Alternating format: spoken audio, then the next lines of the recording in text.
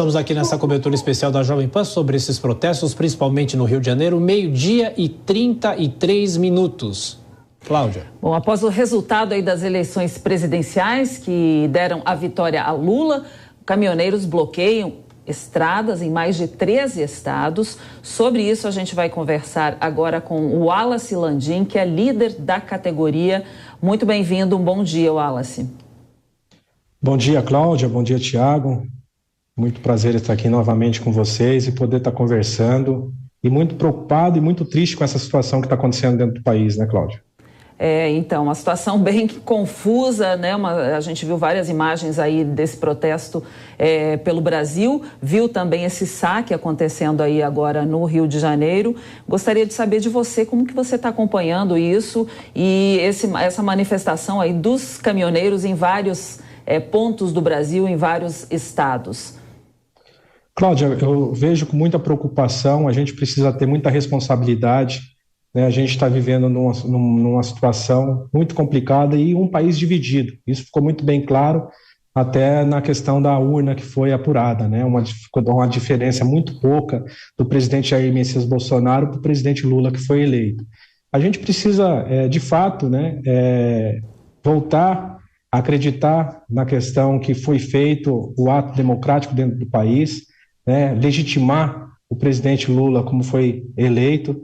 E a população e os segmentos, essa ala que é da extrema-direita, né, precisa reconhecer. E se fosse ao contrário, também a esquerda precisava reconhecer também a reeleição, no caso que não aconteceu, do presidente Jair Messias Bolsonaro. A gente estava fazendo um levantamento, né, que poderia sim existir essas manifestações. A gente vê que tem sim uma parcela dos caminhoneiros envolvidos no segmento, né, nesses atos de manifestação, mas é uma parcela muito pequena. A gente vê uma parcela de intervencionista, né, querendo aí a derrubada do Supremo, querendo intervenção militar, e isso nos preocupa muito, né? Então a gente fica assim muito triste porque, novamente, muitos tentando usar o segmento do caminhoneiro, né, que não é a parcela total que está nesses movimentos. Wallace, obrigado por atender aqui a Jovem Pan. A gente se falou muito aqui na nossa programação nos protestos de 2018, que tinha como ponto principal o reajuste da tabela do frete, né? Ou seja, são sempre pontos importantes, são reivindicações da categoria, não só dos caminhoneiros, mas como qualquer outra categoria, tem sempre o espaço para fazer protestos aqui no Brasil, desde que não atrapalhe a vida das outras pessoas. Mas eu pergunto para você, para que o ouvinte, espectador, tenha uma ideia, são várias as categorias ligadas a caminhoneiros ou são vários os sindicatos? Há uma divisão? São quantas categorias? Quantos trabalhadores? Tem os autônomos, tem os ligados a empresas? É uma categoria muito grande no Brasil, não é? Pois é, Tiago, é justamente isso, né? Isso também, as eleições, a questão de quanto é o percentual de cada direita e esquerda, também existe dentro do nosso segmento. Então, existem vários sindicatos, né? Sindicato patronal, daí tem do autônomo, tem vários segmentos também do transporte em si. Isso é muito triste porque o país está dividido. Isso ficou muito bem claro que o país está dividido, também dentro dos segmentos está dividido. O que a gente precisa ter é muita tranquilidade nesse momento e ter uma sabedoria de fazer uma interlocução com o próximo governo, né? E a gente precisa, de fato,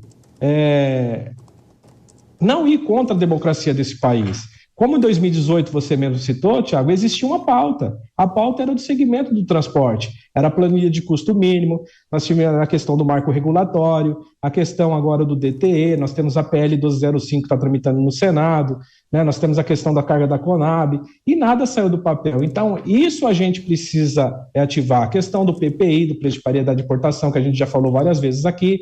Agora, uma pauta que é contra a democracia do país, nós não podemos avançar com isso. Nós precisamos, de fato, olhar pelo nosso segmento do transporte. Wallace, a gente viu essa manifestação, né, vários protestos acontecendo no Brasil todo, em vários locais, bastante em Santa Catarina também, de caminhoneiros. Um movimento organizado? Houve alguma conversa antes da eleição sobre esse resultado sendo do jeito que foi, que haveria protestos? O que você sabe nos informar sobre isso? Cláudia, não é um movimento organizado, é um movimento disperso, né? A gente, antes da eleição do segundo turno, né? Antes da campanha de segundo turno, já tinha algumas pessoas aí da extrema-direita falando que se caso o presidente Lula não ganhasse, ia parar o país para que o Exército tomasse conta, para que o STF, impeachment do ministro Alexandre de Moraes, enfim. Então é uma pauta que não compete aos caminhoneiros, né? Isso é antidemocracia, isso a gente não pode, de fato, apoiar. Então, a gente fica muito triste, muito preocupado com essa situação, muita gente tentando usar o segmento, né, que não é uma parcela total 100% dos caminhoneiros. Existe, sim, uma parcela, que é uma parcela aí que apoia o presidente Jair Messias Bolsonaro. Uma das coisas que me deixa muito preocupado é até o silêncio do próprio presidente, que ele precisa hoje fazer um pronunciamento, né, no caso, para pacificar, como o Arthur Lira fez, como o Rodrigo fez, né, no Senado, e trazer essa tranquilidade para o segmento, né, para o Brasil. É isso que eles pregam, não é isso? Pátria, né? Deus, pátria e família. Então Deus pega o quê? Paz, tranquilidade, é isso que ele precisa fazer, no meu ponto de vista. Bom, o Wallace continua conosco, eu peço a sua gentileza, porque nós temos um chamado da Jovem Pan Rio do Sul, em Santa Catarina, com a repórter Lene Junsec, que traz as informações sobre os protestos no estado. Lene. As manifestações aqui em Santa Catarina iniciaram por volta das 8h30 da noite de domingo, quando pelo menos 18 pontos de rodovias federais foram bloqueados por manifestantes.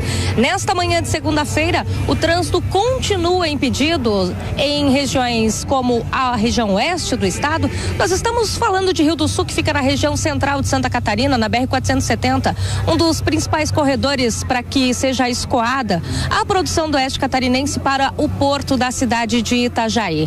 Temos também pontos de interdições na região norte, em Garuva, por exemplo, e na região sul do estado. O trânsito, o deslocamento aqui em Santa Catarina está bastante prejudicado nesta manhã de segunda-feira por conta das manifestações. Nós temos o registro de filas em todas as rodovias federais, o que dificulta nesse momento o deslocamento aqui no estado de Santa Catarina.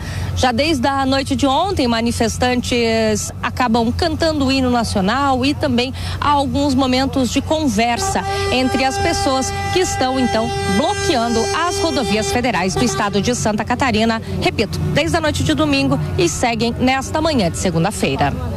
As informações de Lene Junsec, a gente continua com o Wallace Landim, que representa uma parcela dos caminhoneiros aqui no Brasil.